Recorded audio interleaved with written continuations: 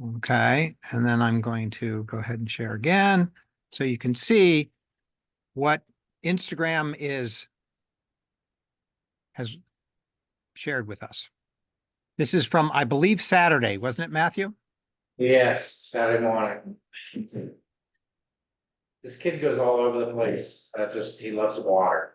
Yeah. But this is pretty, Well, this is pretty damning. Yeah, it's dramatic. I think the one with that one right there at the end of Long Wharf. I mean, Yeah. that's got to be 3 feet of water over the end of Long Wharf, and there you are in Seaport, right? It's right here. That's right, chart house right there. Yeah, yeah. We had that same bobbing garbage can right in front of Harbor Towers as well. Yeah, yeah.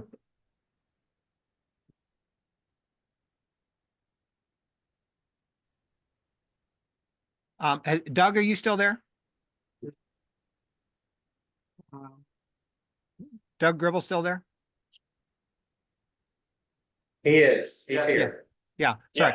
Doug, I've sent this to you. I'm hoping maybe we can stick this on I don't know how that works. Yeah. I was just saying, I did share it to the story of the Wharf District Council Instagram page, so people can look at it there. Oh, good, great. I missed it. All right. Okay. I walked over there and they were just putting the gates in front of the MBTA station. Yeah. And they kept them open as long as they could. And young woman looks at me and she said, "Oh, did a pipe burst?" Yeah. Yeah, it's called the Arctic. All right, so it is 5 o'clock. And it is January 16th, and this is the Wharf District Council meeting. I'm Mark Margulies, president, and notes are going to be taken today, and this will be recorded so that if people want to go back and revisit it, we will be able to do that.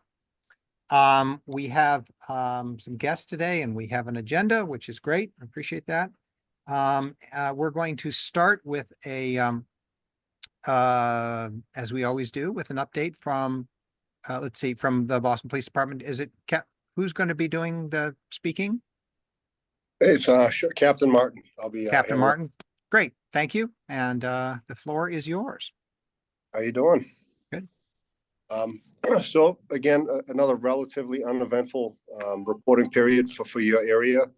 In the last about three and a half weeks, we've only had 5 incidents in your again, the area that would concern you. Most pretty minor. We had a B&E and a vandalism on Tuesday, December 26th at 148 State Street. That was the old bar, the Ginger Man. It's vacant since about COVID, about 2 years ago. So somebody broke in the property that's been vacant and pried open the cash register drawers. However, the property again has been vacant for years. They didn't get anything. This was discovered because they're going to be putting a new establishment into that location. So they discovered this. So detectives are pulling cameras and working that, but again, nothing significant there. On again, isolated incident, no trends. There's been no other B&Es or anything anywhere else in the area. On Wednesday, December 27th, we had a radio call for a threat via knife from an Uber driver. A group of people got in an Uber driver's car. He was upset that there was too many of them. He proceeded to flash a knife, and they all got scared and ran out of the car. Detectives again are investigating that. Charges will likely come forward from that. But again, another isolated incident. Then we had 2 separate instances at the at the aquarium. So on Sunday, January 14th, we got a larceny report for a stolen purse from an employee at the aquarium. Someone stole her purse out of the employee room. They were able to locate the purse because she had an AirTag in it. However, someone did steal her wallet. So unfortunately, they were able to shut down all of her cards before they were used, but the rest of her property was recovered. Likely someone from inside the building, because of an employee room, or someone may have gained access. But again, they're pulling some camera footage through corporate, and they'll get that to us. So hopefully we can square that away. Also at the aquarium on Saturday, January 13th, we had a couple patrons riding up from Rhode Island. They happened to be riding one in front of the other. They didn't know each other. The second vehicle followed that vehicle all the way into the garage at the aquarium. The first vehicle, the operator was upset thinking that that person followed them or was following them because they were behind them all the way from Rhode Island. It was just a coincidence that they're both going to the aquarium. That first operator jumped out and proceeded to push and assault the other female driver. Again, no major injuries or anything like that. Minor dispute. Again, charges will be a clerk's hearing will be pulled on that. Minor charges will be filed. Then lastly,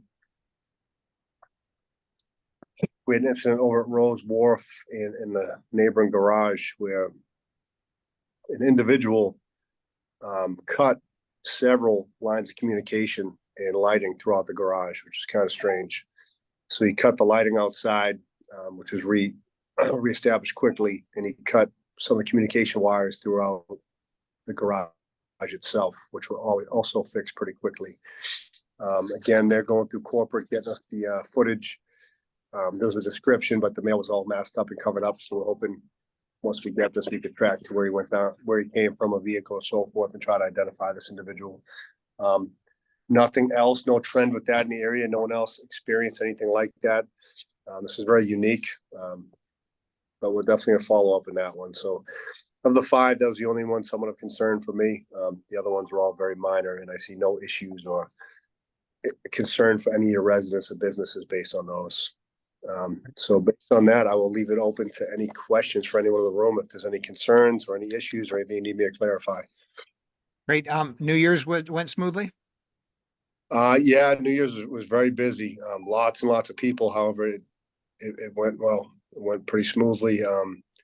Protesters came in. They tried mixing in with the parade and tried interfering, but we were able to mitigate that pretty good and separate them. And the parade went off without a hitch. The fireworks went well. We kept the large group separated, which didn't impact the fireworks or anything else, just some traffic. So all in all, went very well.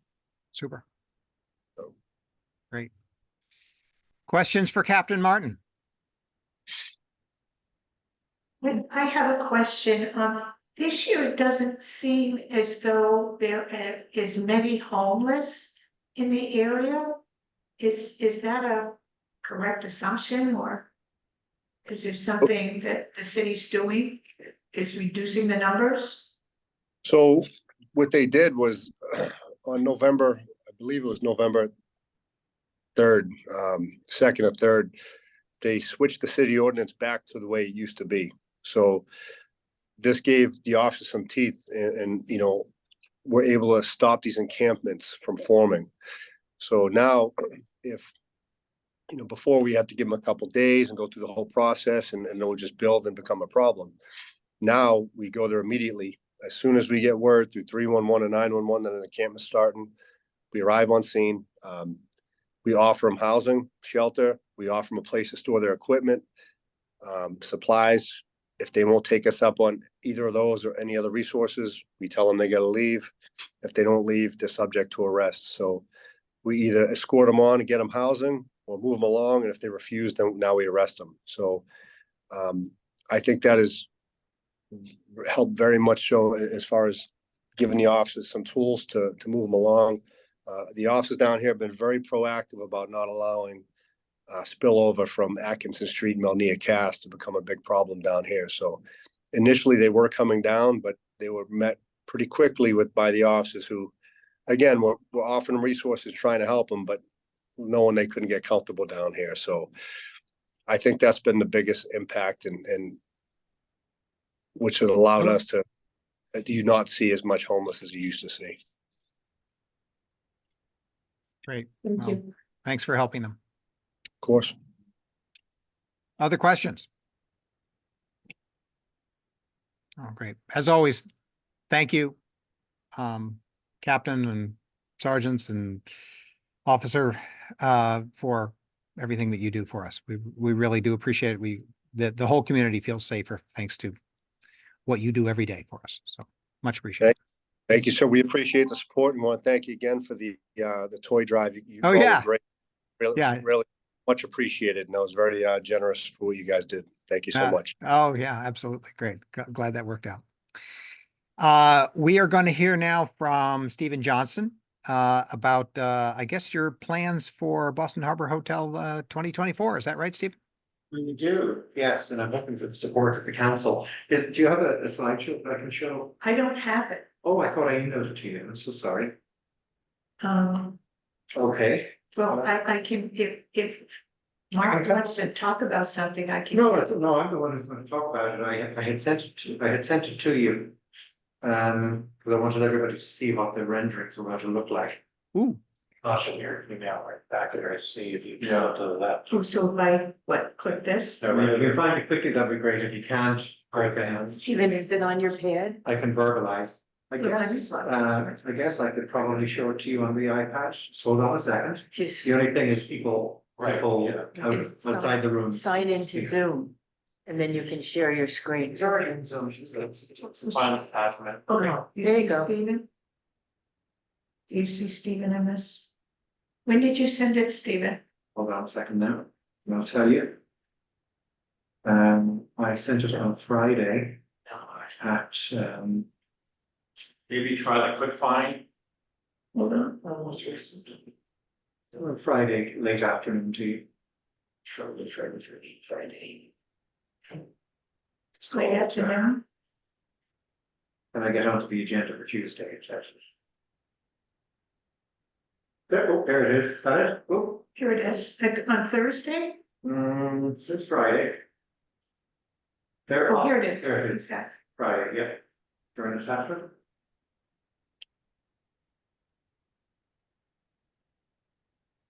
Oh, there you go. okay, you should be able to share. Thank you very much.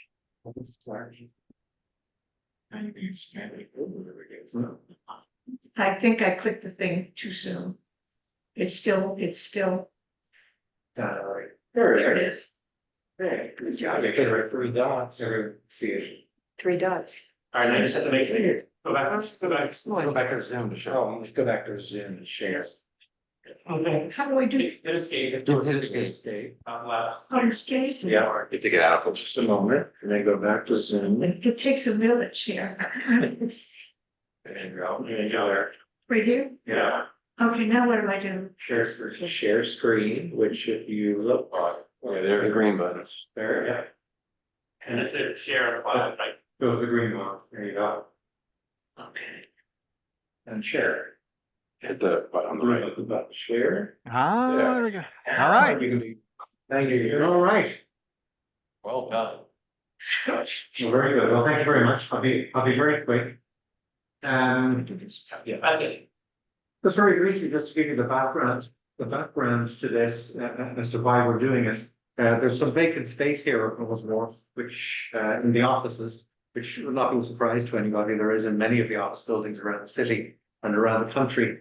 And, as our owners, Morgan Stanley and JLL, who runs, Rose Wharf for all of us, have been showing potential, tenants, the vacant space. One thing that has been said a number of times is that, our younger office workers want sort of good quality grab and go food to be available to them within a 3 or 4 minute walk of their desk. And there's very little opportunity for that on this side of Atlantic Avenue. They would have to cross to Panera or Tate or a number of other places to get food. So we were trying to we looked at a couple of different opportunities here within the Rose Wharf complex and couldn't really come up with anything. And I decided at the end of the day that the retail unit that currently exists beside the front entrance to the hotel would probably be the ideal place to do this. So if you want to move to the next slide, Suzanne, please. Oh, let me just share this. There you go. So we decided that there's a need for this kind of offering in the area. Both commuters lead to high traffic in the morning and the evening. We're going to have a great coffee experience. We realize that there is a Starbucks here already, obviously, but we hope to bring total different coffee experience here, serving from drip to espresso with a collaboration with a local roaster, which we've already selected. Fresh food, higher end price point probably, narrowed offerings that are culinarily forward offering unique and quality products. For breakfast, we'll have grab and go pastries. For lunch, we'll have grab and go finished salad bowls and sandwiches. Our beverage program, we would like to offer higher end pre-packaged beverages, non-alcoholic nitro coffees, possible pre-packaged alcohol offerings, which is why I'm here in front of you, limited wines and beers. We're going to send some food and beverage retail offerings as well, some food and beverage items that you can buy and take away. So we do not plan for any interior seating. There will be a drink rail for people to stand casually inside, but it's not meant to be an outlet where you sit and linger. There'll be a vestibule with an exterior door to Atlantic Avenue to deal with the wind. And we would also like to have some seasonal outdoor seating would be available on Atlantic Avenue, subject to planning permission. That would be similar to what Starbucks and what's the restaurant? Pasta Beach. Pasta Beach, very much currently have. Next slide, please, Suzanne. Just here. So here's some of the inspiration for what we would like it to look like inside. There's some kind of designs that are inspiring our designers. Next slide, please. Get it now. There you go. This is the current space. It's run by our hotel. It's called Home at Rose Wharf, but we do it in collaboration with Modern Relic, which is a South End store. And I'm thinking that most people in the room and online will be familiar with what we sell and what we've been doing. But we closed last Saturday night. Actually, our great manager there, Tom, pretty much sold every last item. So he did a very, very good job. So next slide, please. This is the current layout. Next slide. So here's the proposed layout. On the right-hand side would be the lobby of the hotel. To the south of what you're looking at the moment, you can see that entry vestibule, which will have an outside door and then an inner door, so that you don't have that problem of the blowing wind sucking all the air out of the room. On the far wall, which is the north of the plan that you're looking at the moment, there will be refrigeration with food items and beverage items that people can just take and pay for quickly. There'll be a non-refrigeration display in the center of the room, which hopefully will help with the flow of people. So we'll have various items for sale there, drinks, bottles, cups, food items.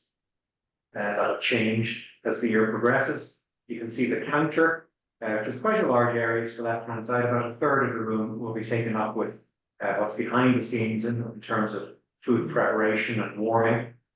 And then there's a small back house area up to the very top left as well. They have a really fabulous coffee machine that'll be in the window looking at an Atlantic Avenue that's in the very bottom left of your screen just there. Next slide. These are some of the finishes. I'll move quickly through this, the various tiles and finishes. But if you move maybe 2 more slides, see some of the renderings for how things will look. Next slide. It's a ceiling display. Next slide. These are some of the finishes in terms of the finishes that we'll use. And then the next slide, Suzanne, please. So here's a rendering of how it's going to look. This is a high-end unit. We're spending some quite good money to fit this out and make it pretty beautiful. Next slide, please. Here you are looking kind of at the counter behind you, looking into the lobby of the hotel. There's that entry vestibule on the right-hand side. And finally, next slide. And as you can see, we are hoping to be able to sell some wines and some beers and some limited mixed cocktails, that kind of thing. The opening hours are planned to be from 6 in the morning until 6 or 7 in the evening, 7 days a week. High-end coffees, teas, sandwiches, pastries, that kind of thing. Some meals that people can take to go home in the evenings. We're thinking of, we would like alcohol to be part of the mix. We're going to apply for a separate package, retail package license, which is separate to our existing license that we have for the hotel. We plan to run the facility in the same way that the rest of the hotel has been run for many years, hopefully with no drama, no problems, very careful about who we sell to and making sure that we obey all of the rules and the laws. As I say, no seating in here, so it would be for consumption elsewhere. But that is what we hope for, and I do hope for the support before I go to the Liquor Licensing Board hope for the support of the Wharf District Council in this endeavour. I have a question. Yes, Since there is no seating, they can purchase bottles of alcoholic beverages, correct. but you are not serving them. a That glass is of correct. So it's a separate license. If we were serving here, our existing license would cover it. We would be fine. But no, this is selling sealed bottles of beer or smaller bottles of wine or beverages for people to take away and bring back to their desks at work. Or wherever. Or take up to their hotel room. Picnic or their home or their hotel room or their condo or Or their condo when they ran out. Okay. Exactly. Or at one of the meetings. Meetings, the possibilities are endless. Did I do something? No, just gonna stop share so that it's he wraps up. Just a question of clarification about Yes, the permit, is it, I'm not familiar with all the different types, but is the permit that covers packaged, as you say, packaged, entirely different. We're allowed to sell alcohol anywhere here at Rose Wharf for consumption at Rose Wharf. We hold the license for that. We are not allowed to sell alcohol that is to be taken away from Rose Wharf. With the exception of if somebody has a partially consumed bottle of wine or something like that, you can reseal it and bag it. People can take it home that way. But we're not allowed to sell alcohol that leaves the premises. This would be a separate license that will allow us to do just that. So it's not part of our existing license. It's a different license called a package retail license. and would that include, you know, full, like, full bottle of vodka? Or- No, not at all. We're not going into that I business. don't heard of it. What- Yeah. I guess it would include that. It would include that. Our intention is small bottles of wine, a range of craft beers, and then maybe there are some kind of craft cocktails and things like that that you can get in cans. This is for small consumption with meals. We have no desire to start competing with Bricks or with any other retailer. These are complementary items to go with the food that we will be selling. That's a good question. Thank you. There used to be a store with beaches called Rudy's, Oh, I've heard of that. and they Yeah. did sell bottles of wine, the same kind of thing, just against that wall, just a variety. Right. And you could grab one to take home, Correct. but it was nothing like Bricks or any other wine store. Right, So and that's not. I think that's intention. We're not getting into that business. Yeah. that's a nice amenity. Yeah. Stephen, Brad has a question. can you just walk us through where the deliveries are going to happen for this? Are they going to go downstairs as though they're being delivered to the hotel or separate? And where would they park? Every item will come through the loading dock into our existing storerooms within the building. No change to that. No, yeah, I know Starbucks still has that big truck that comes every night and delivers to them. We won't be having that. Everything comes through our own storerooms as it does to all of our current outlets. Good Great. question. Honestly, who's doing the cooking and what are the price points? You say they're high. The hotel will be preparing some of the items, other items we will buy in. And price points won't be outrageous, to tell you the truth. If anybody, one of the outlets that we admire at the moment would be Tate Bakery. So you can get breakfast items at Tate in the kind of $8 to $13 price range. Mhm. You can get lunch items in the $15 to $21 price range, and you can get dinner items in that same kind of price range. So it's not exorbitant, but it's not Panera either. It's higher end than that. Yeah. Thank you. You're very welcome. We plan to do it well. No doubt. Other questions? I believe, Stephen, you're looking for a letter of support.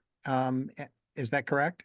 Yes, and speaking to our attorney who handles our liquor licensing things, she said before she goes before the board, the first thing is they're going to ask is the Wharf District Council happy with this?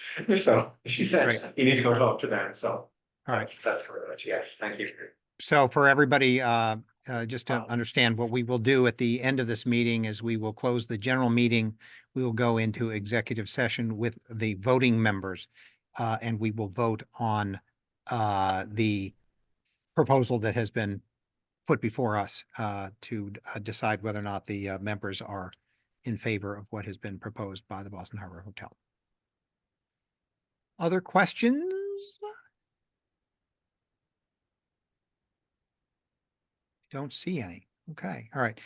Stephen, thank you very much for sharing that with us. I know that some of us are very excited about it, so looking forward to that.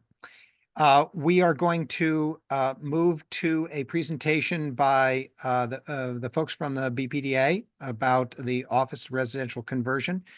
I see several names on the agenda. Who's actually going to start out with our presentation? And I think Suzanne, you're going to pull the presentation up on your laptop. Is that correct? Yes, with Yes. Matthew's help. So, share. I believe you already have the document over Okay, they do. So that's great. And let's do Probably the same, yeah, we're right there. So we're up quickly. Before you jump in, right? Yeah, Matthew, it's already open. It's already It was open. just behind the window that you're. So go to the Boston Harbor and go to the Boston Harbor and then escape. Yeah. Right back here, and now hit escape. I don't think you shared it though. Yeah, we haven't shared it yet. So hit So escape. there's the PDF down here. Just hit escape on this stuff. Hit the escape key. The escape key, yeah. It's not responding. You can close, there you go. So here's the. There it is. We found it. So click on that. And go back up the top to view. But you've got to share it first though. Oh, my God. We can stay on this slide, it's fine, Well, we're not seeing it yet. Well, then oh, yeah, You have to- you have to You gotta go back to the Zoom. So go back to Zoom down here. start one slide before. Thanks for your help. There you go. Well versed in the Then Zoom. you'll finally share. Go back. There. Go back to the Zoom. I lost them. Yeah. Yeah. Stay there. I'll share screen. And then hit that bottom left, hit the share button on the bottom right, and the blue share button on the right. There you go. Yeah, And there we you go. And now You can full see it screen. now, right? Yeah. There you go. And you go to full screen. There you go. How'd it go? So I'll start by introducing myself. I'm Ruben Cantor, the Senior Policy Advisor for the BPDA. Been working on this town conversion project for, I guess at this point, it's almost coming up on a year. I did see a couple of my colleagues on the call as well. So first I want to introduce John, and then I'll let my BPDA colleagues also introduce themselves who are on the call. So I'm John Weil, I'm Senior Program Manager for Downtown Conversions. So I'm fairly new to the BPDA, having joined in August. And this is what I do 100% of the time, which is focus on office to residential conversion. And Dolores, do you want to introduce yourself? How do I get? You're on there. You're good. Yeah. Okay. If you're fine. And Ksenia, do you want to introduce yourself? Hello, everyone. My name is Ksenia Kwaviva. I work with the BPTA Coastal Resilient Infrastructure Delivery Team. Just curious about the updates on the resiliency plan. Thank you. So- Suzanne, you want to go to full screen again? Suzanne? Hi there, it's Dolores, and I'm with also the coastal resilience team. So if you have questions for us, we'll speak later. All right, so John is gonna do, so if you go to full screen, John's gonna walk through the presentation. I think for a group this size, it would make the most sense to try to go through the presentation relatively quickly and leave as much time for Q&A afterwards. If there's anything that's really unclear, feel free to jump in, but I think otherwise this presentation could take up all the time. If you let me talk, I'll take up all that time. But I do think that Stephen's presentation actually is a really good introduction, because what you're doing to bring tenants into the Boston Harbor Hotel is not really something that most employers and most office developers have the opportunity to do, and which is exactly the problem. You're pointing to exactly the problem. So I think it's a great lead-in. Let's hand it over to John to take it from here for. Fantastic. Thank you for having us this evening. So excited to talk about office residential conversion in downtown. So if we can flip to the next slide, please. So just a little bit of timeline, you can see this is not something that's new. We first started contemplating back in 2020 when we were doing Plan Downtown. Office residential conversion was identified pretty early on, once we'd entered into COVID period, as something that would be relevant for Boston. I think more recently, the BPDA hired HRNA to do a study looking at downtown and trying to understand the feasibility of conversions in Boston, because this is something that's existed for a number of years in places like Manhattan or London, but has yet to really come to the Boston area. And in their study, they identified 62 buildings that they found in the downtown area that they thought were very amenable to conversion to residential. Now, more recently, we've gone through, you might have heard Mayor Wu made an announcement back in July, announcing the program and basically officially launching it. And in October, actually, we're very excited because our application became live on our webpage. And soon thereafter, 2 short weeks later, we've received our first application in the door. And actually, this slide is now out of date, I'm pleased to be able to say, which is, as of today, on Friday, we received our 5th application. And so now we have a total of 9 buildings that are slated to be converted, creating something around, I think it's 192 units of housing. And so it's, although a modest step forward, this is an important first step forward. So next slide, please. Just to lay the scene a little bit, as I'm sure you're all aware, nationally, we're seeing higher office vacancies than we had seen in the past. And I think a little bit more worryingly, we're also seeing that tenants are really anticipating that as they renew their leases, they're going to shrink their footprint in their existing space, somewhere around 50% on average, actually. And the other thing which I think is important to touch on is that interest rates have doubled since the last time most of these buildings were financed. And so especially in 2024, we're going to see a wave of refinancings. And with lenders really pausing on the office space, this is putting a lot of pressure on those buildings that are coming up for new mortgages.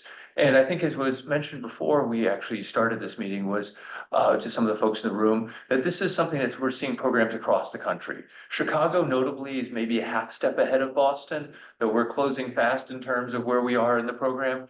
And other municipalities such as Pittsburgh, Washington, D.C., New York City, San Francisco, and the north of the border, Calgary, are all pursuing similar programs.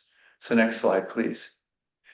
One thing that I think is also worth noting is that this is getting a lot of airtime at both the federal level and the state level. So the White House, with whom we've been in contact with, has come up with a resource guide, as you can see in the image here on the right, where in essence, what they're trying to do is take existing federal programs and extend them to be applicable to office to residential conversion. And then at the state level, Governor Healy's recently proposed housing bond bill has the potential to include some monies directly applicable to office to residential conversion. So next slide, please. And then with Boston itself, right now we're seeing downtown vacancies around 21%. CoStar has projected that to rise up to 30%. I think what we're more than anything seeing is really a flight to quality, whereby as employers try to woo their employees back into the office, they're moving to, Class A office space with higher amenities, really to offer a more, how should I put it, a more meaningful experience to the employees and try to entice them back in. This is really putting pressure on Class B and Class C. And Ruben and I had recently toured a well-maintained 100-year-old building about 2 blocks from City Hall that was 80% vacant. And this building actually has subsequently applied to our program, we're pleased to be able to report. So it was an ideal candidate really to come in. So next slide, please. And this is really just to give you the context here, because I think it's very important, is that, this program, which has been touted by Mayor Wu, we really feel is very important to Boston at this point in time, because it's really in response to the changing streetscape and work environment that's really been impacted by the pandemic. And this is a long-lasting change. We'd all hoped that it would go away quickly, but it really does feel like it's here to stay in the short run at least.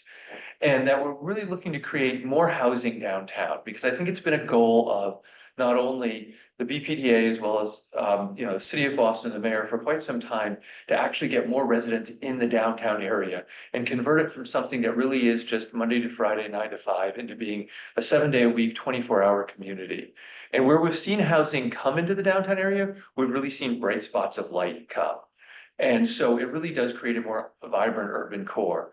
And I think that the other thing which we absolutely love about converting office to residential is that from a sustainability standpoint, it's actually one of the greenest approaches you can take, because reusing buildings rather than raising them and building new construction really does reduce the amount of embodied carbon and all forms of environmental impact that you get. And so from a sustainability standpoint, it really does check all the boxes. And this really is, I mean, the punchline here is we're looking to repurpose these older, underutilized office buildings and give them new life as multifamily residential rental units downtown. And so we're very excited about this. We view it as quite a win-win. Next slide, please. In terms of the program itself, some of the nuts and bolts, it's anchored with a tax abatement, which is a 29-year tax abatement with 75%. And really, the reason we're doing this is because these conversions are very razor thin when it comes to the profitability. It's an expensive thing to undertake. It's a complicated thing to undertake. And therefore, if we really want to see this take place, we're going to need to incentivize it to get the first few, underway. And in that same vein, what we're looking to do is have a streamlined permitting process as well as, a faster Article 80 process, because with the feedback we've gotten from developers is from their perspective, when dealing with these vacant buildings, time really is money, because they're sitting on a vacant building with no source of income coming in, and then are having to basically go through the permitting and approvals in order to then start construction before they can ultimately launch it as residential and have rents received. In terms of timeline, this is meant to be a pilot program, so we're really keeping it fairly limited. The application went live in October. It's open through June of this year, and we're asking these projects to be fully permitted and with construction underway by October of 2025. And I think ideally we'd love to see construction starting long before that. With our first project that we got through the door, they're looking to start construction this summer, actually. They're really trying to see if they can just really move this along. And from our perspective, we're very excited about this, because if we're going to meet the need for housing, there really is an immediate need. And we'd love to see housing units come online sooner rather than later. And I think we can all agree what we really want to avoid is we don't want another Filene's basement where we end up with a hole in the ground and no work going on and everybody sort of, wondering why there isn't progress. This is really meant to be something where, it can proceed ahead with no delay. And that said, though, we're trying to hold these developments to high standards. So from an inclusionary zoning standpoint, we're asking to meet the new requirement, which is 20% IDP, 20% affordable units on site. And that's 17% at 60% AMI, plus 3% for Section 8 voucher holders.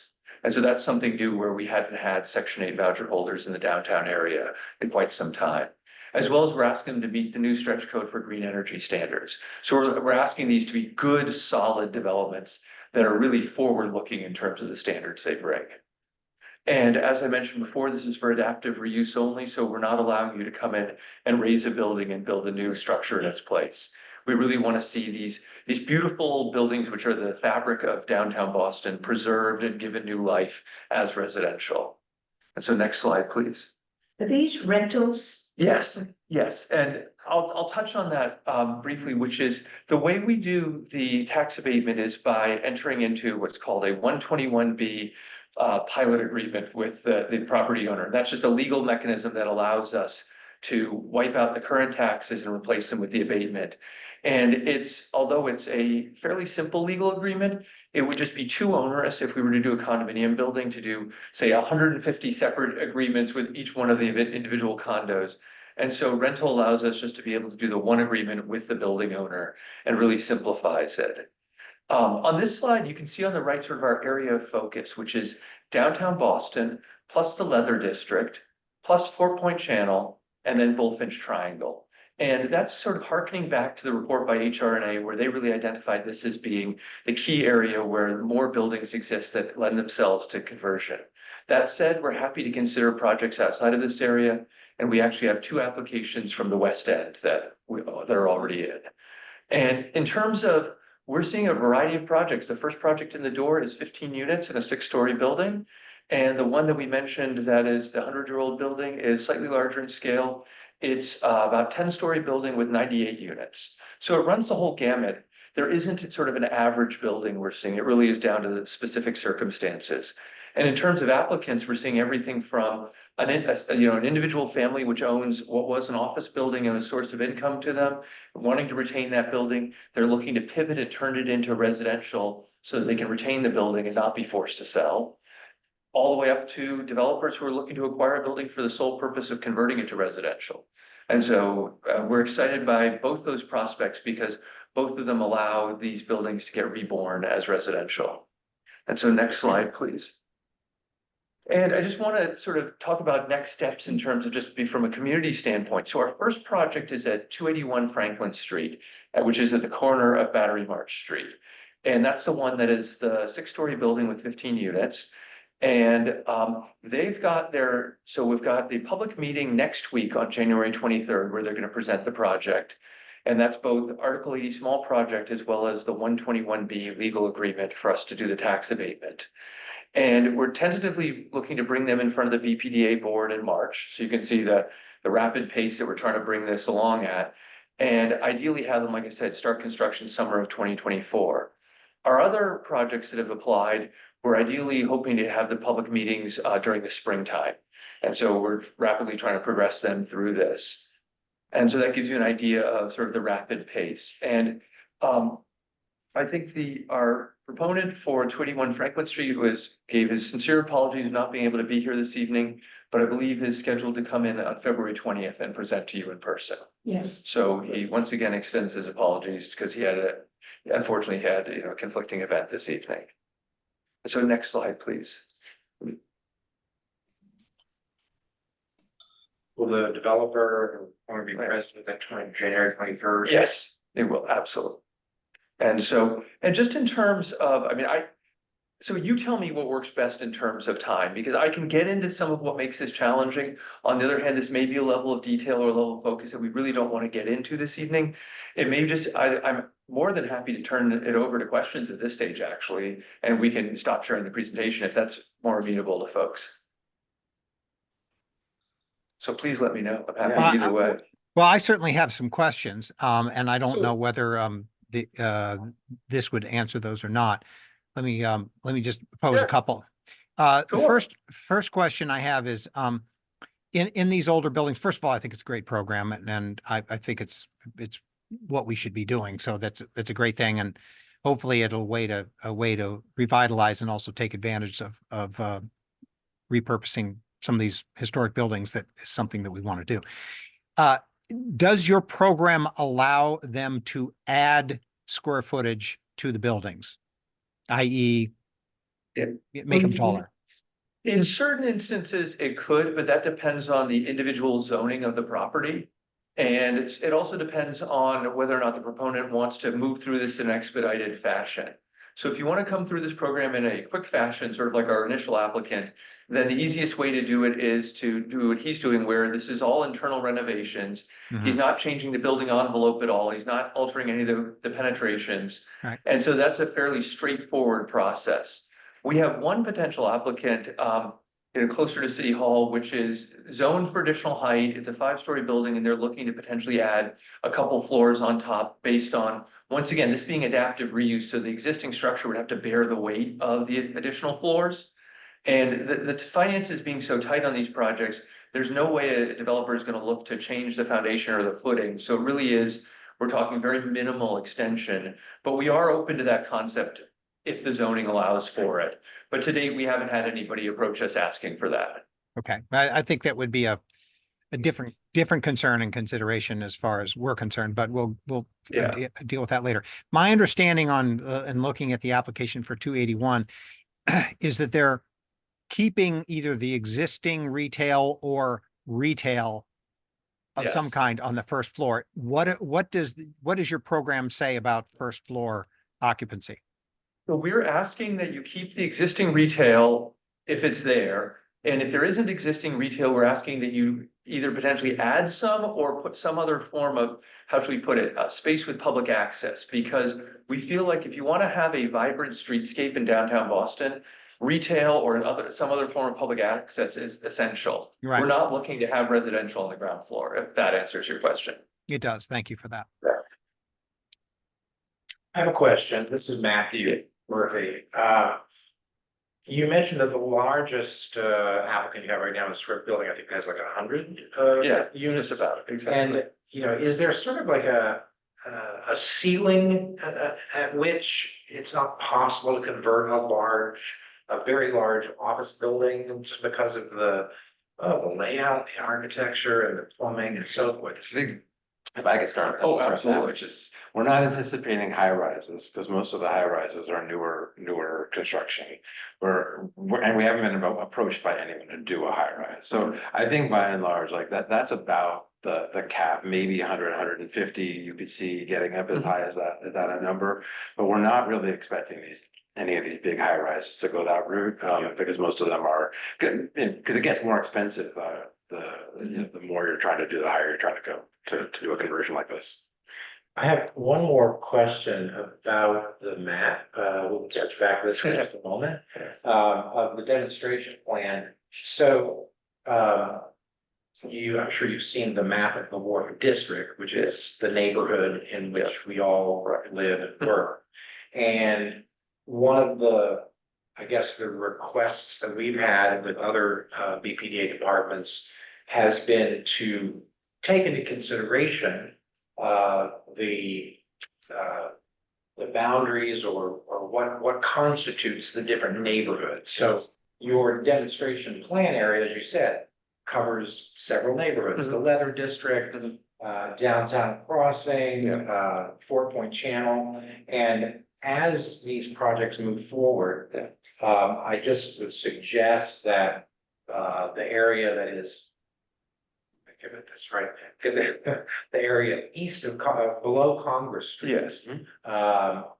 All the way down to the waterfront constitutes the Wharf District. So, and in fact, the Wharf District could even be, in a marketable sense, be an attractive rubric or label for this to live in our area. So I just want to offer that for you to be conscious of that.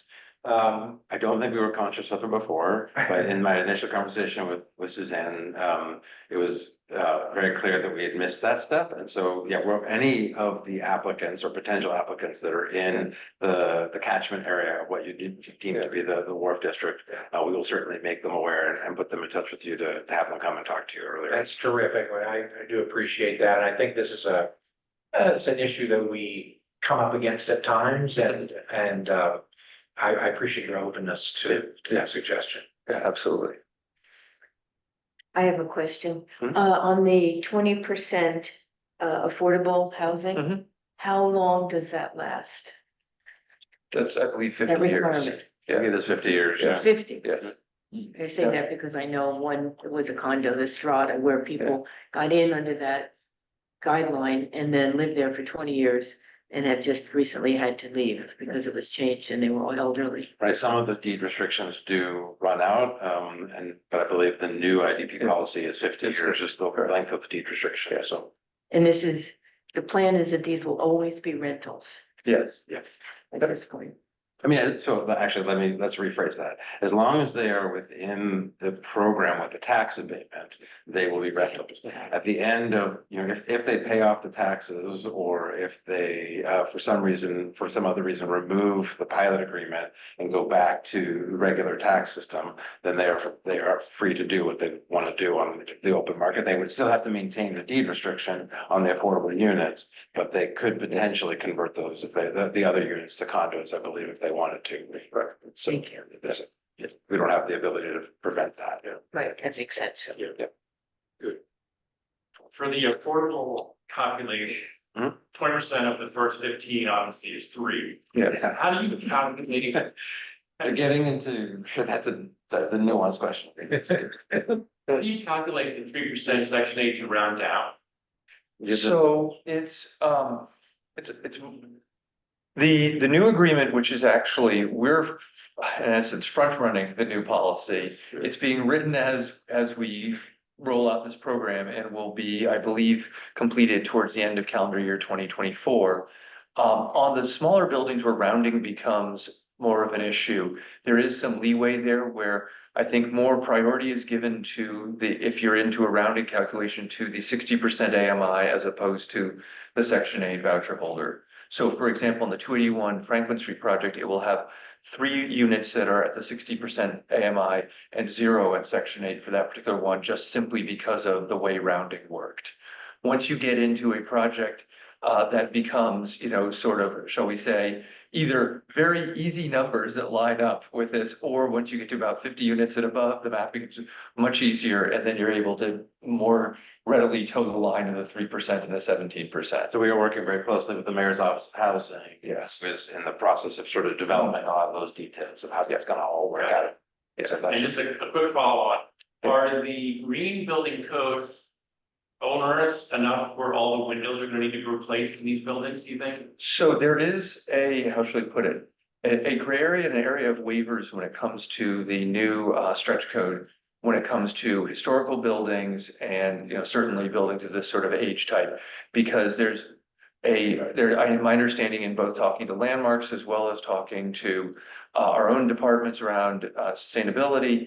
And there are, how should I put it, accommodations being made so that you don't end out with these sort of funny looking situations where you have an old building where all the old windows get taken out, they're replaced with modern windows, which are inconsistent with the architectural sort of fabric of the building. And so there is the ability in a lot of cases to get waivers, especially when it relates to the envelope. Especially masonry facade, windows, as you point out, there's a desire for these buildings to still be visually pleasing and historically correct. That said, I believe that in the conversion, and you probably know more than this, but in the conversion from office where windows are often sealed shut, to residential where you need to be able to open windows, there are gonna be some changes to windows that are gonna happen in some of these buildings. I don't know, I think 281 Franklin, they may actually have windows that They already have operable windows, so they're windows lucky. may stay. But in some other buildings, we're probably gonna have to get the windows changed for the code. Yeah. So, I mean, but like I said, Landmarks is heavily involved in this program and have a seat at the table. And so we consult with them very frequently. I think one of the things that we have seen be of concern in construction in our area, which I'm sure you can imagine, is that as these buildings are converted, the mechanical systems, of course, are going to change as well.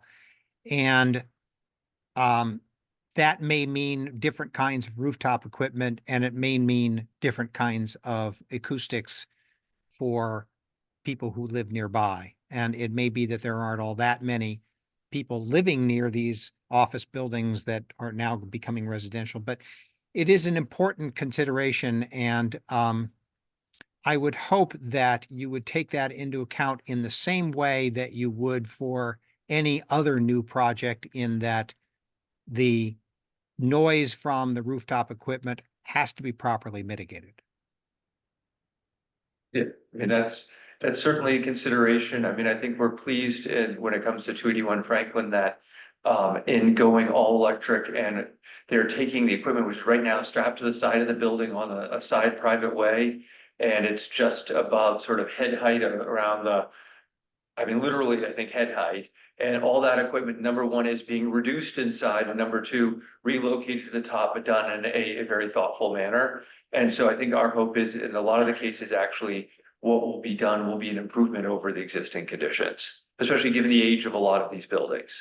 Okay, I'm not sure that just an improvement over the existing crappy conditions is exactly what we're looking for.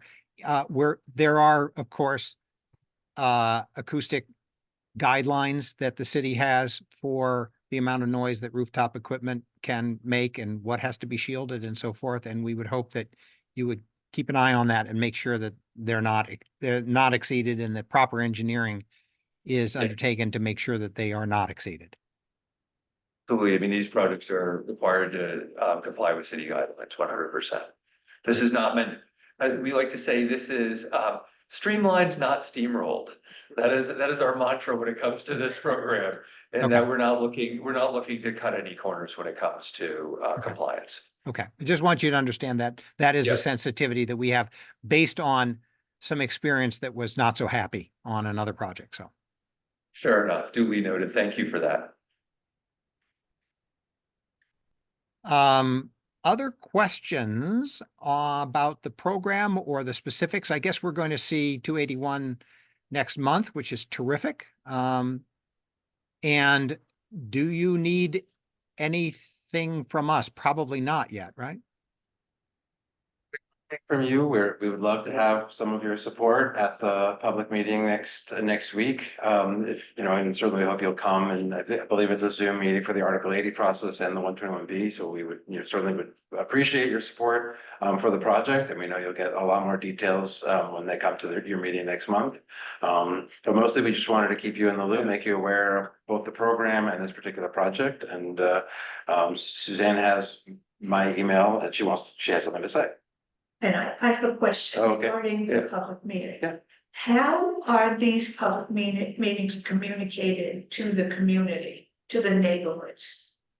Well, so my understanding, so I'm not part of the development review team, but it's the standard Article 80 process where they have a pretty broad list that they send all new projects out to. And beyond that, like I could get you the details of how it's communicated, but I don't have that on hand. I would be interested because I find that the process is kind of hit or miss. Okay. Major projects, we find out about through word of mouth or someone tells us versus the BPDA sending us. Okay. Are you signed up for any of the BPDA emails and some of the neighborhood emails? Because there might be some emails that get sent out on a regular basis, but I just want to make sure if you are on those.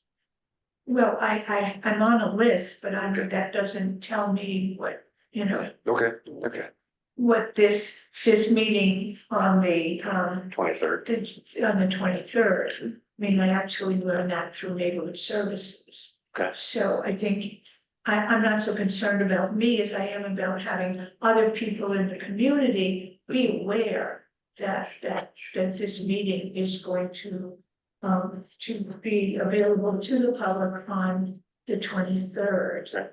I can just check and see who they sent that out to, but certainly I can make sure that you have access and you can pass it along to your, Or how they're communicating it, because, I mean, we have over 50 people between sitting in this room and on the Zoom, which I think is a pretty good number. Great. There's literally thousands of Yeah. people, you know, who are in our specific area. yes. And some of them, I'm sure, would be very interested in learning more about the project. Of course. Well, you have, Suzanne, you have my email and you have my phone number, so feel free to contact me and pass my number on or my email on to anyone in the group who has other questions. And I can give you John's email too as well. I think it's on the presentation perhaps, I'm not sure. But yeah, and so we're happy to answer questions, to be a part of anything that you need going forward. So really, really grateful for the time and to meet you all. Yeah, Thank you. thank you so much for having us very much. It's very Right. informative. Yeah. Thank you. Thank you. Excellent Very good. presentation. Thank you. Yeah. no. Great. It's a Go great, Wharf. it's a great program and we hope it's wildly successful. So, Yeah, We thank appreciate you. that. We hope that too. All right. Take care. Thank you. Thank you. for having us. So Suzanne says I'm supposed to give a brief update on what's happening with the Climate Resilience Task Force and other things. We are waiting to hear whether we are going to get more funding for the 2024 portion of our Climate Resilience Task Force efforts. We are wrapping up the 2023 work and we'll have an amazing new graphic coming out at the end of January that I think will help people to understand a little bit better what the future is likely to look like on days like last Saturday. And it's the purpose is not just to scare people. It is in fact to get people engaged more fully in the efforts that we have underway to try to come up with a strategy for climate resilience. We don't we're going to be talking about the budget later on. We are hoping to be able to continue with the effort because the stage that we're moving into really is understanding better the permitting and the current permitting climate and the things that might need to be modified. Just so everybody knows, we've met with, I think, 7 different permitting agencies or entities. And we have a pretty clear consensus that the plan that we have come up with together is not prevented from occurring. That does not mean there will not be a permitting process. And it does not mean that it's going to be a simple, but it will not be prevented. And so we are moving into the next phase to figure out how that would actually be accomplished. And don't worry, the Wharf District Council will not be single-handedly responsible for implementing this new plan. But we do want to set it up in such a fashion so that when the Corps of Engineers is ready to take over, the flight path has already been registered, and we have some way of proceeding. I don't believe that there is anything more current on our efforts to get State Street, the pilot project, modified. And right, Suzanne, nothing new on that? The only thing I could add is that Councilor Flynn is still working on setting up a hearing at the city council. Between the holidays and vacations and everything, it was delayed a bit, but his office is still working on this. So I do expect within the next month or so, we should be having an opportunity to bring this before the city council. It will include bicycle lanes in general and other things, but certainly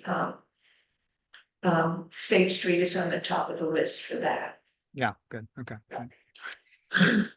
You should all know that we had a great December holiday party. If you weren't there, you missed a bash. It was lots of fun.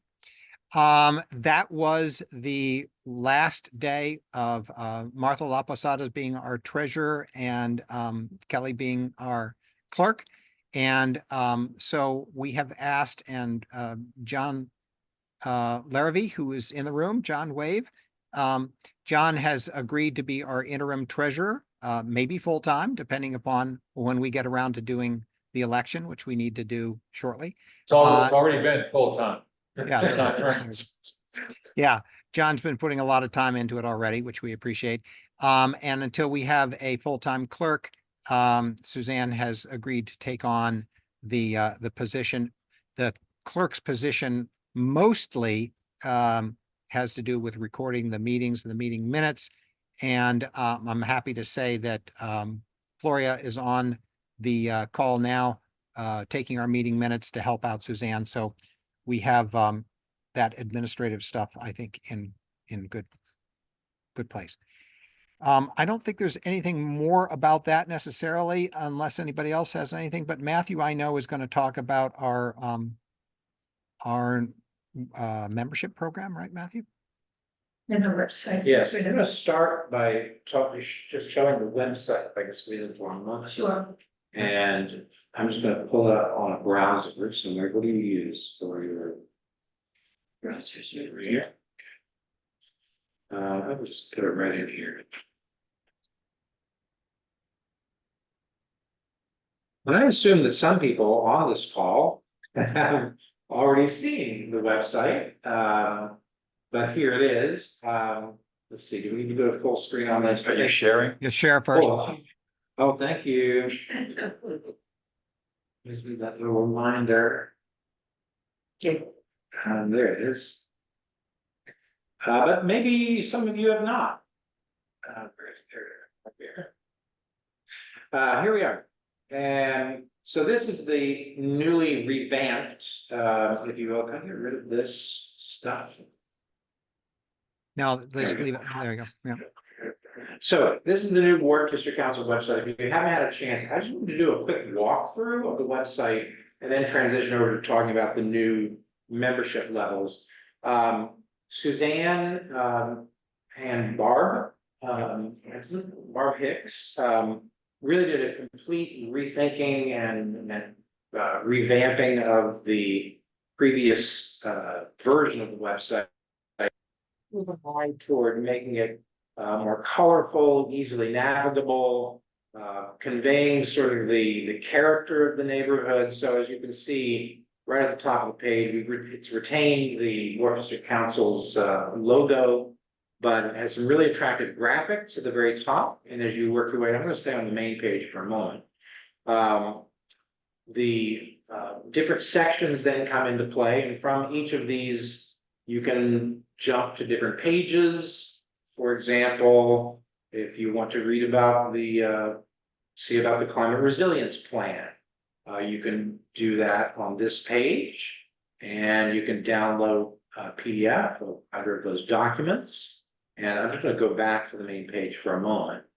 There's also, I'll come back to this, there is a main menu where you can cover sort of the main topics that are here. Why is this slide down?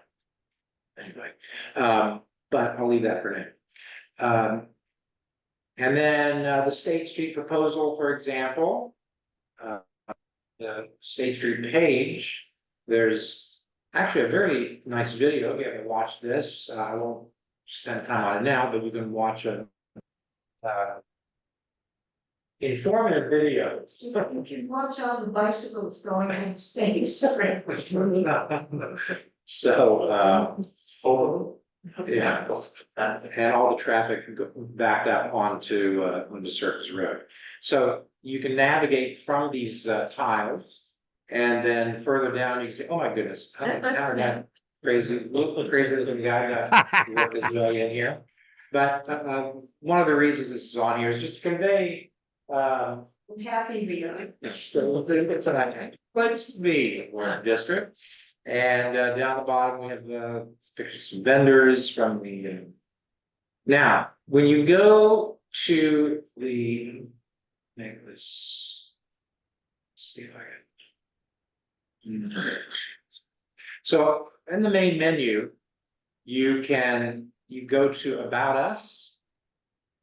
And this is sort of expanded information beyond just what's on the front page. This has more information. It also has a very clear illustration of what constitutes the Wharf District and outlines our objectives. And it's all very nicely laid out, easy to navigate. And then all our Wharf District Council members down here. And then also listed all of our officers and directors. I want to get a better, how can we make this picture hit the Wharf. Yeah, okay. So this page has a lot of information on it about who we are, what we do, and so forth.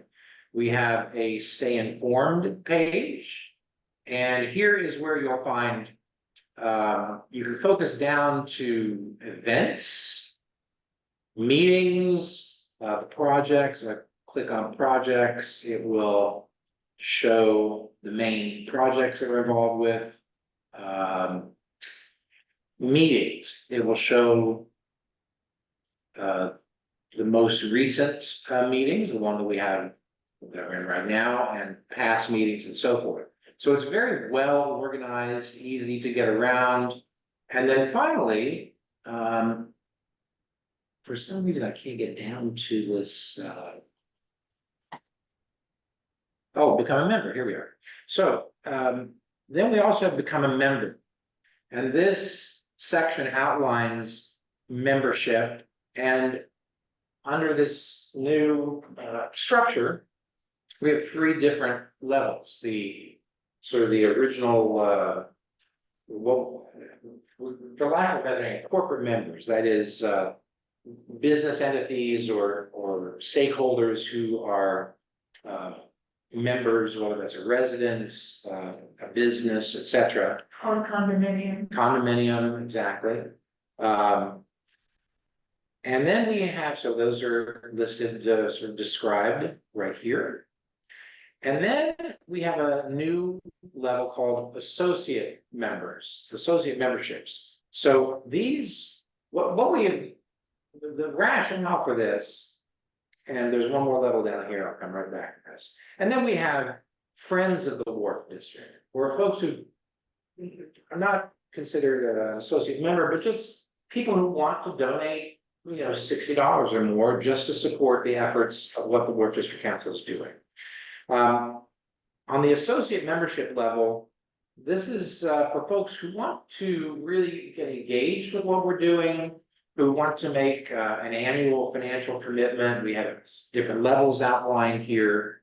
So these are, annual yearly dues. It's non-voting members, but you can sit on different committees. You can get involved with the Wharf District to a greater degree than we love people attending the meetings every month, but beyond that, to get involved in certain activities or projects that we are, or certain advocacy efforts that we're doing. So, I don't know if you want to say more about how this level came about, or you have more to say about that? No, I think you covered it. It's because we've originally an organization that had only large organizations. We felt that there was a need, and people asked to be a member, but they certainly wanted to either make a yearly donation or get involved in certain projects. And we've established this associate membership, which right now, we've only been in business, so to speak, for 2 months, but we're looking forward to having this organization more inclusive with respect to small businesses and to residents and anybody, that's interested in participating or being part of the Wharf District. And I would also just, I would just say one other thing about this is that, and this goes for the associate members, but also for just those who wish to donate, make a donation to the Wharf District.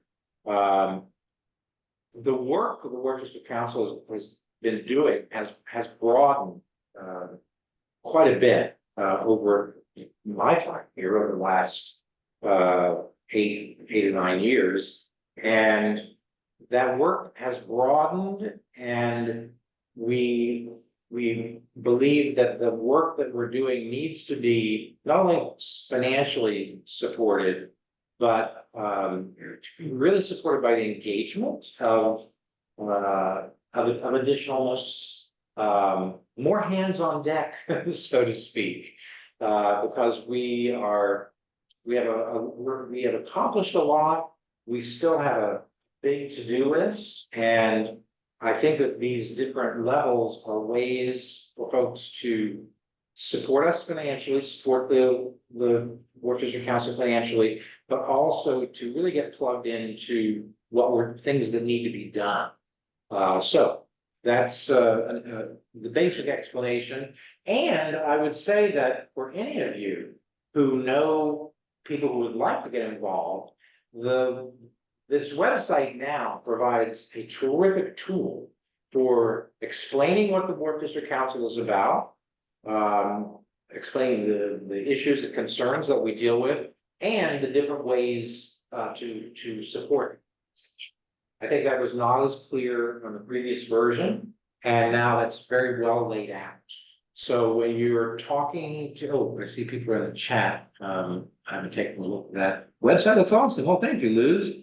Site looks great. Oh, I'm glad to hear. It's nice to see comments coming in. Thank you, folks. So yeah, it's also, Matthew, I'd also tell people it's also a great way to connect to our social media sites. So yes, I was going to put that out. I believe down here. So could I just add yes, that the Wharf District has truly become a neighborhood. Yes. And we started out with the central library dividing us from the city. And as the years have gone by, more folks have moved in, businesses have started. We connected with one another. This is a great way to be part of the community, as little or as much as you want to be. And it's a great way to get involved and see what's going on, whether it's the Greenway or Christopher Columbus Park or the new sauna that's going in down the street. It's just an interesting place, and membership has grown. We now have a number of new big corporate members, like Fayetteville Home Marketplace is now part of the Wharf District Council. The Old Town Trolleys. I mean, it's amazing. And of course, Matthew's organization, I can't think of the name. BHCC is fine. And I mean, so we welcome everyone. Yeah. Right. Matthew and Suzanne, great work. Quick question on the associate memberships, other than cost, what differentiates silver, gold, and platinum? Let's go back up here. We are going to pull together the associate members and help them to establish what is meaningful to them as members. At the moment, the distinction is relatively limited, but we do expect there to be some evolution in that. Got it. Work in progress. Thank you. Yes, yes. May I make this observation? Sure. So also, I believe the Wharf District Council is nonprofit, and so all the donations are tax deductible. That's right. Correct. And so the different levels are how generous you choose to be. I Correct. did want to make just a quick comment about the social media. So Doug, who had to leave us early this evening, but as you may or may not know, we do have a Facebook page, Instagram, and recently started a LinkedIn page. Oh, you're not on there yet, but anyway, it would take you, I'm not going to sign into my account, but there is, yes, there is a LinkedIn page as well. So we've got all our social media accounts linked on to the website. So I just want to walk through that and please refer people to it. I think it's just a great tool to explain the Wharf District Council, and for those of you who feel inclined, please consider making a donation or becoming an associate member. Great. Thank you. Thank you very much. Dolores, you had a comment, and I'd like to make sure that you have a chance to say that. Oh, sure. Not so much a comment, but going back to flood resilience Yes. topic. The BPDA is hosting a community workshop on Thursday, the 31st of January at 6 p.m. And it's going to be held virtually. The BPDA is also engaged in planning for flood resilience at the Long Wharf BRA property itself. So we want to make a public announcement about it, describe the project, describe what's taken place so far, and be sure that all the community is invited. So Mark, I'll send you a link. Great. To that engagement announcement. It's been posted on the BPDA website, just, to go over where we have announced it already. A couple of the North End papers and the Boston Guardian are about to publish it too. Yeah. So hope to see everyone there. Yeah. Norm, I think you're planning on attending that, if I'm not mistaken, right? That is correct. Anyway, along with certainly other people from Harbor Towers. Yeah, we want to make sure that our task force folks are all aware of it. So if you could make sure, we obviously are keenly interested in progress Thank you. Okay, great.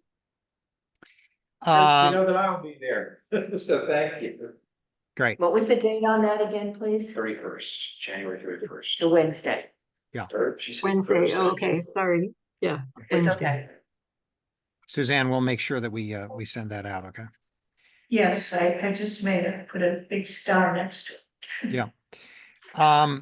I see here, let's see, neighborhood happenings, Greenway or Christopher Columbus Park. Joanne, do you do you have an update for us on what you are doing with the? Joanne's gonna update us, on Christopher Columbus Park, and she has some exciting pictures to show us. And, the Greenway, I spoke with Chris Cook this morning. I do have the presentation. Is someone here from the Greenway? Oh, there you are. Hi, Suzanne. This is Olivia Port from the Greenway. Hey, Olivia. All right, why don't we do the Greenway first, shall we? Okay, we'll do the Greenway first. I apologize, Olivia. And Oh, don't worry. Chris gave me the information and I couldn't remember who it was. It's a busy morning. No worries at all. I'm just letting everybody know, I've been working on the sauna project right across from the Harbor Hotel for many months now, and I just wanted everyone to know that they opened this past weekend, as a lot of you probably have seen. So there will be people there through the end of March. They're finalizing the hours now, and everything. I provided Suzanne with some slides and things, but just wanted to make that announcement. And obviously, if anyone has any questions, let me know. Olivia, we have the presentation. Oh, great. Here's some photos I took this morning out in the snow. So it was looking good, but all the permitting is all set with the city. And yeah, booking is live. There's some links on the next slide and a little bit more information on the price, sort of what you can expect. The hours, like I said, aren't 100% finalized right now. He's sort of looking for some feedback from the community and people who are going to finalize those hours. But all the available hours now are available on the website. When you go to books, you can see exactly what is and isn't available there. And then they will be allowing some, walk-ins once they've, really finalized the hours in the next week or two. And then there will be one more sauna actually arriving in a couple of weeks that's fully ADA accessible. So if you're in a wheelchair, there'll be seating options available in that unit. Those pictures look great, Olivia. It felt quite magical down there this morning when I went out and took some photos. Great. Questions on the sauna village, anyone? Yeah. I expect to see you all in the cold plunge tomorrow morning. Great, thank you. Joanne, you have something that you want to share with us, do you? I do, yes. Well, You have to I mute. get it.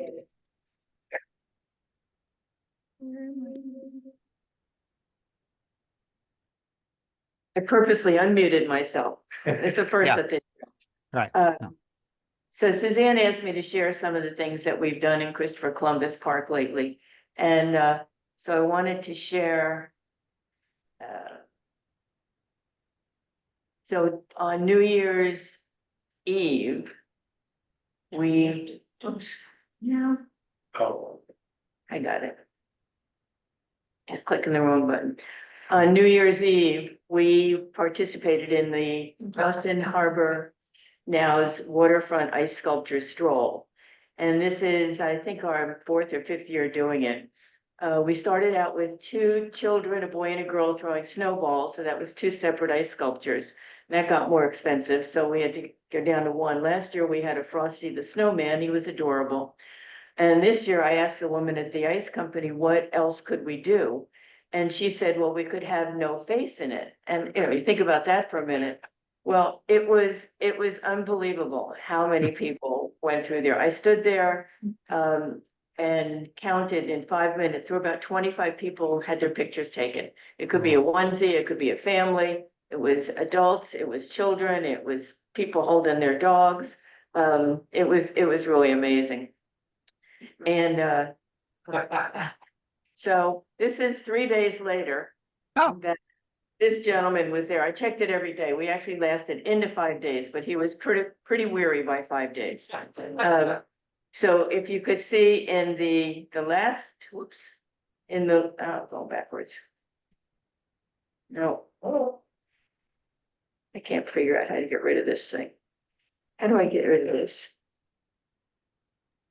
Oh, Your right left button should do it. I'm on a Mac. I don't have that. I don't do that. yes, there, so, They can't? no. You can see, what do you see now, Mark? Marry me. Yeah, okay, so, I need to get. How do we get back to the first one? You can use your arrows. Oh, there you go. So you can see in the first one, the little girl's holding that sign. And that lasted really well. I was surprised. Blew in the wind a bit, and that meant when people were getting their pictures taken, they would hold the sign so they could get it in the picture properly. Mhm. So by day three, this guy, he's there, and we lost our stick, but somebody kindly put the sign at the base. That's 3 days later, the sign was still there. And then, so that was just a huge hit, and we'll do it every year. Great. And so that it was New Year's Eve day. And then you all know what we do every year. This is our 21st annual Winter Wonderland. Our lights go on right before Thanksgiving. Huge ceremony at the park that the city puts on. It was so well attended this year that the Marriott, and I think John Wilmot of the Marriott, the new general manager, is on. He told me that they ran out of hot chocolate cups at 800. And one gentleman who was a new sponsor wanted to give away these glow in the dark bracelets that had his logo on and his URL code or QR code. He ran out at 1,000 bracelets. So it was amazing. It was cold, but it wasn't horrible. And it was really wonderful. So soon, come February 1st, we will have our Tunnel of Love. And this is our 7th annual. If you Google Boston Tunnel of Love, pictures all around the world, there are tens of thousands of people in that 1 month that walk through that. In fact, this gentleman who I took earlier, he was from Charlestown. His girlfriend was from the North End. And so he asked, what else do you do as the Friends group? And I said, well, we do the blue lights, and then, we have the Tunnel of Love. And his girlfriend looks up and she goes, oh, don't get me started on the Tunnel of Love. That's where I first told him I loved him. So those stories are just all over the place. So this year, last July, we had a gentleman contact us by email asking for this sign. So he will be in the Tunnel of Love with his girlfriend. I'm not going to say the date or the time, but he was silly enough to tell me. And so he will be there and popping the question. That I think is going to attract so many more people, and especially this is leap year. Yeah. So that may be a very crowded place on February 29th. Yeah. So and an observation about having something that goes on every year, like the ice sculptures. I think the final number was 36 ice sculptures. That's incredible from where they started a few years ago, and it's just growing and bringing people down. Our Tunnel of Love certainly does the same thing. Fireworks. Yeah, Joanne, you probably can't see this, but Luz just said her first. Luz, you say your best friend got engaged there? Yeah, she did. Yeah. I wonder, Yeah. Oh, I'm yeah. sure there are photos somewhere, but it's a great spot. Yep. We run into that all the time. It's so fun. But I think it's so important that we have things that happen every year that bring people down to the waterfront. And that was the impetus for us to create the Tunnel of Love. February is probably the worst month. And I'm sure Stephen will tell you, he's always full, but he has a little trouble in February maybe. And, so I wish we'd like to get this spread. I know last year the Greenway had these candy hearts on their area, and it went into Quincy Market, and we're trying to really spread that. I know John Wilmoth is thinking of putting in some red lights in his windows, like in the Waterline, the restaurant. Joe's Waterfront is thinking to do the same thing. And so to spread this, and you know, if you have music in the air, I mean, if the North End isn't built for romantic songs in the dead of winter, I don't know what is. So thank you, everybody who supports us so much. We couldn't do it without you. Thanks. Marvelous, marvelous, marvelous, marvelous. Any other content, Suzanne, before we adjourn into executive session? Any other things that we need to talk about? Anyone else? Just wanted to, I have put it on the agenda, but it fell off somehow. Anyway, I just wanted to let you all know that our new city council, as you all know, is Gabriella Coletta. She's having what's called a listening tour. And she does this every year, and she has her different communities. So the Wharf district, along with the downtown waterfront area, for her is Monday, January 22nd at 6 p.m. It's also available on a Zoom link. I did have it on the agenda, but it fell off.